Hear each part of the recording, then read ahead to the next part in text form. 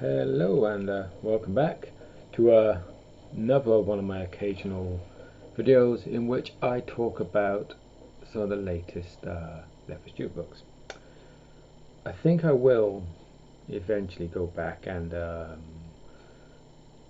a little video on all of them because we are nearing the end of the range now, as I'm sure most of you guys know, and if you don't know, we are nearing the end of the range now. We've got 3 more titles to go, a 2-part finale and a coda, the coda of which will be written by me. The finale is written by Jonathan Blum. I always pronounce it Bloom, but apparently it's Blum.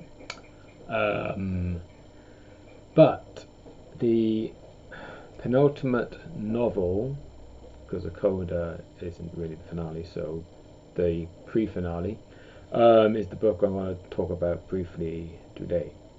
The book is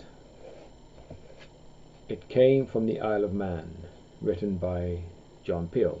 Now, John Peel, of course, has been writing for us since 2016, ever since The Grandfather Infestation. He was one of these authors that I thought he ended up with a bit of a bad reputation over the years among certain Doctor Who fans, which always puzzled me because I always remember that when his 2 Dalek novels came out in the 90s, they were very well received at the time. But fan opinion being what it is, it's changed over time, of course. And I was a firm believer that for someone like John Peel, he never stopped writing. He didn't just write a few Doctor Who books and then that was it. He carried on. He wrote for various franchises. He done some original work too. So I figured he must have improved his craft. Not that he was bad in the first place, but for those with that perception, hopefully we could disprove this idea that he's not really that good.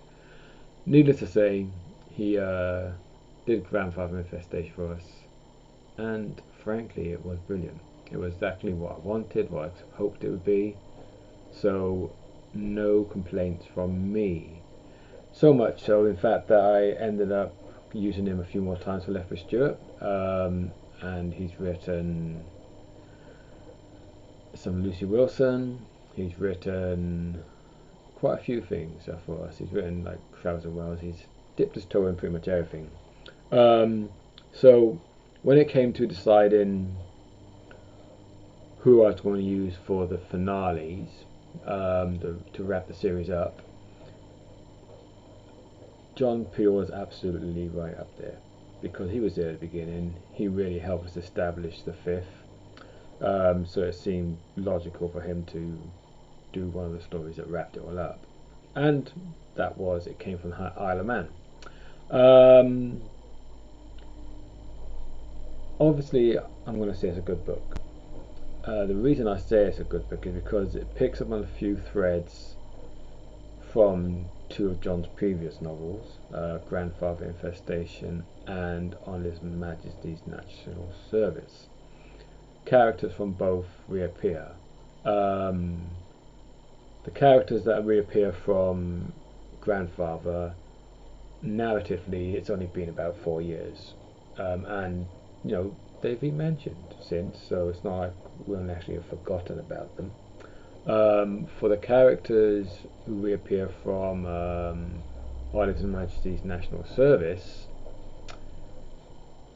narratively, these characters haven't been seen by the Brig since the 50s, and of course we're 70s, so we're talking 20 years. Although there's an illusion that maybe he's kept in touch with them, but it was nice to see them all. I mean, nice for me because I may be mistaken, but I don't seem to recall them being in the outline. So it was a nice surprise when they turned out for me, because I'm like, oh yeah, these characters, I've not seen these for a while. I totally forgot about them actually, and they were just as fun in this book as they were in On His Majesty's National Service. Um, what can I tell you specifically about this book? Not a lot, because I don't want to give the plot away. But essentially, it all revolves around the sightings of no, not sightings. Sorry, the discovery that there's these force fields in 3 locations around the world, in Siberia, in the US by what's known now as Area 51, and on the Isle of Man. And within these force fields, there seem to be some kind of alien presence, and possibly mammoths. So obviously the Brig and his team are called in. They have to do a bit of a joint operation because they need to investigate, obviously, in Russia and in the US, which are all seeds and stepping stones to the creation of what will become UNIT. You know, as they start to get a bit more international in their dealings, and that's basically what this book is about. Really, it's helping to set up UNIT. It's setting the stage. The previous novel, Spheres of Influence, kind of did that as well, but in a what-if scenario, in a sense of what if they didn't cooperate, how bad would things get, and those events, that timeline was erased by the nature of the story, which again I'm not going to give away because you should probably buy the book and find out yourself. Yeah, and only person who retained such knowledge of those events was Anne, but she only retained them for a short period of time because as time reset itself around her, she was losing the memories of those events. So she wrote them down in the report for the Brig. So he's aware of what could go wrong. So in this story, of course, in the Isle of Man story, he's using that knowledge to realise that, you know, we need to cooperate, we need to move forward, which of course is very reflective of today's world. The need to cooperate, the need to be unified across the globe. You know, the more divided we are, the worse it will be for everybody. You know, so in many ways, it came from Our Man and the next books. Um, Topical. I think, you know, all sci-fi is or can be relevant to the age we're living in. It can reflect our times. It can give us a chance to talk about things that maybe would be less easy to talk about in a normal fiction work. You know, kind of like what Gene Roddenberry often said after the event. That Star Trek, for instance, was able to tell allegorical stories of the present times that they wouldn't normally be able, like say the Vietnam War. They couldn't really openly discuss it necessarily negatively on TV in the 60s, but Star Trek could because it's allegory. And it's true of Lethbridge-Stewart. You know, we can touch on things and discuss things that maybe it would be more difficult to do in other pieces of fiction, in other platforms, you know. So yeah, so this is I think a good book. It's enjoyable to read. It represents our team very well. They all turn up, they're all there, you know, the Brigadier, Anne, Bill, Evans, although he's had a bit of a change since we last saw him again, because this kid's ever evolving. We also get a guest spot from Adrian Kramer again, the future Brigadier General from UNIT, from John Bloom's vampire science novel. She's obviously going to play an increasingly important role because we know that she has a future of UNIT too, and we've already seen her introduced in this series for the first time back in Times Squared, which is some years ago now.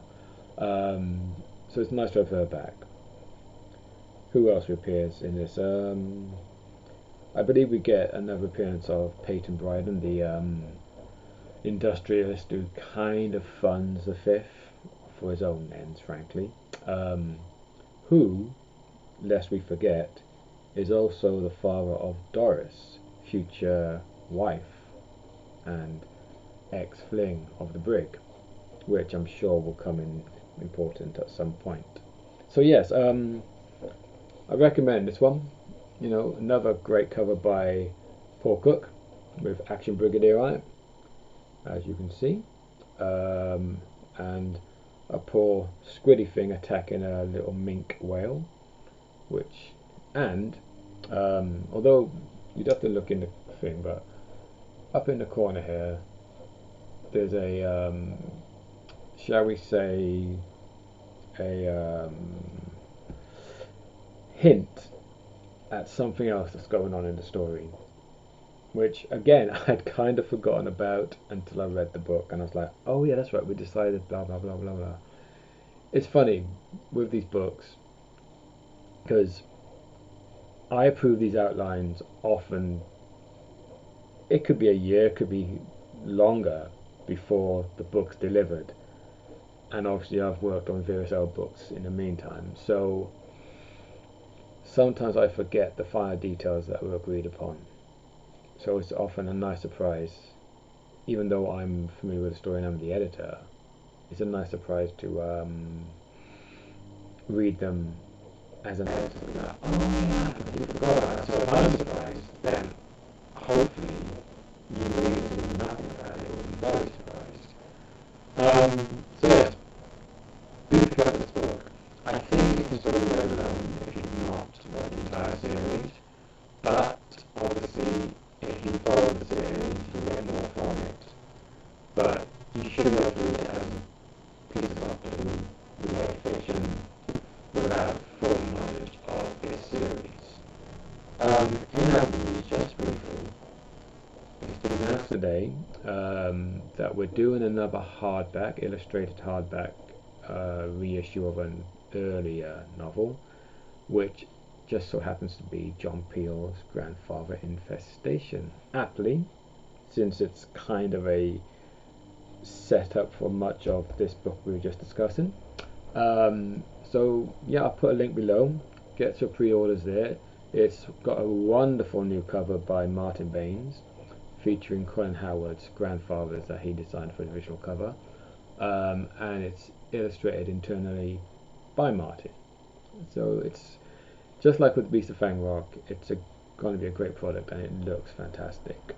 And if you pre-order it now, you'll get a free quick reads short Lucy Wilson book called The Grandfather Club, which is sort of a sequel to the Grandfather Infestation. Although you could argue it could, in a manner of speaking, be the middle part of a trilogy. And on that, I'm going to say no more. But yeah, so please continue to read these books, pick up the new ones. I'll pop the links below, of course. Like and subscribe in the meantime for new videos, which I'll be doing gradually now that I've got a new camera. Yeah, I think that's about it. So until next time of course will be on the weekend for the next-ish episode of The Replomat. In the meantime, you take care of yourself and those you love, and even those you don't. Bye bye.